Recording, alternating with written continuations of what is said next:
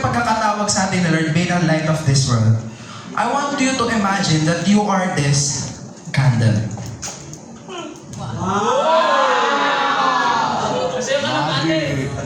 You are this candle. And I want you to focus in this, guys. This is serious. Imagine you are this candle. Sabi ni Lord, you are the light of this world. And apart from God, you cannot shine a light without Him. That's why, without God, you're just a normal candle. Pero ano sabi doon, sa verse na yun, kay Lord nagmumula yung ilaw. Sabi doon, imagine, ikaw ang kandilang ito and God placed His light in you.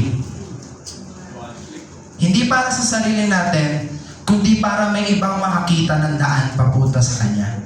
That's why God said, you are the light of this world.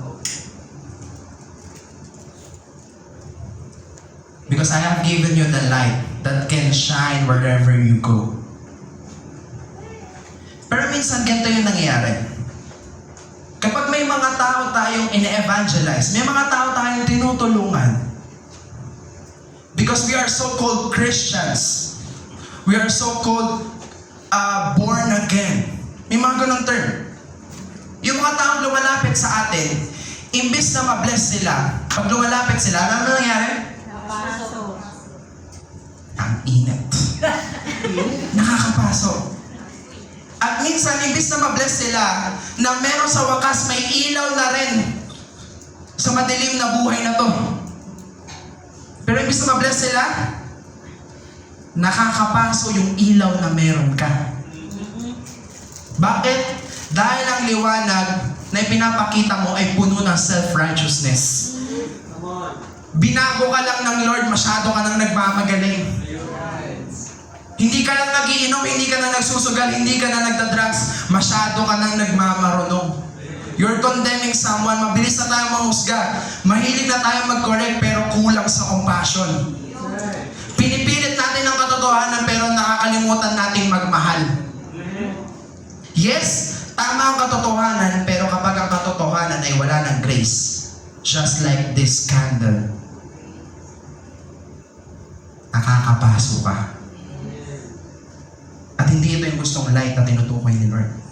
Ano mo ginagawa ni Lord sa mga ganito? Hinihipan. Tinatanggalan ng ilaw. Tinatanggalan ng spotlight. Tinatanggalan ng platform. At eventually, yung bagay na ginagawa nila sa buhay, wala ng impact. Dahil imbis na may tulong silang ginagawa, nagiging salot pa sila sa lipunan. At alam mo, guess what? Yung light na meron ka, imbis na mapalapit sila sa Lord, lumalayo pa sila sa Lord. Pero, I want you to imagine this. Sabi ni Lord, you are the light of this world. Ang gusto ng light ay ganito.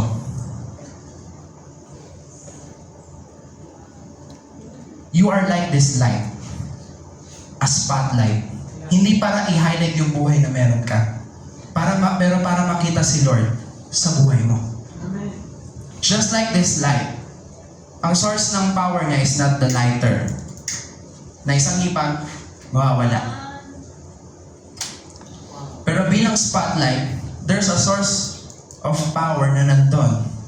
Na pwedeng mawala, pwedeng magkaroon, pero as long that you are connected to Christ, you have the light that can shine in every world. Right? It's just a simple light that can make a change in your campus, that can make a change in your community, that can make a change into your office, even in your community. Because that light, alam niyo po ba, hindi dilim. Hindi tayo tumatakbo sa dilim. Dilim ang tumatakbo sa atin. Amen? Iba sa'yo, sige pa, lights off nga ulit.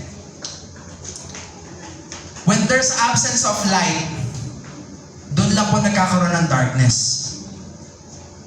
Isipin mo, kapag wala ka sa community mo, wala ka sa campus mo, wala ka sa pamilya mo, ganito yung buhay na meron sila. Pero once you step in, pinakita mo yung ilaw, dilim ang tumatakbo sa lugar na yon. At ganun yung power na meron ka. Hindi demonyo ang tatakbuhan natin, demonyo ang tatakbo sa'yo. Amen? Ganun yung power na meron tayo na binigay sa atin ni Kristo. Yung ilaw na kayang baguhin ang syudad na meron kayo. Yung pamilya na akala mo sira na pero may binabago ang Panginoon. Yung campus na kabilaan ng patayan, bully, because you step in and say yes to God, may nagliliwanag sa lugar na yon. And tingnan natin yung buhay ni Jesus. Si Jesus ay puno ng grace and truth. Sabi sa John 1 chapter 14, hindi niya kino-compromise ang katotohanan, pero hindi niya rin tayo itinutulak papalayo bilang isang makasalanan. Alam mo ang ginagawa niya? Ang kanyang liwanag ang nagre-reveal ng kasalanan. Pero kasabay nito, nagbibigay ng pag-asa at daan patungo sa pagbabago. Amen? Ganun yung liwanag ng Panginoon at yun ang liwanag na meron ka. Hindi mo itutulak ang tao dahil nagkasala siya, pero i-guide mo siya patungo sa tamang direksyon. Because yung ilaw na meron ka, magbibigay ng tamang direksyon papunta sa Kanya. Amen?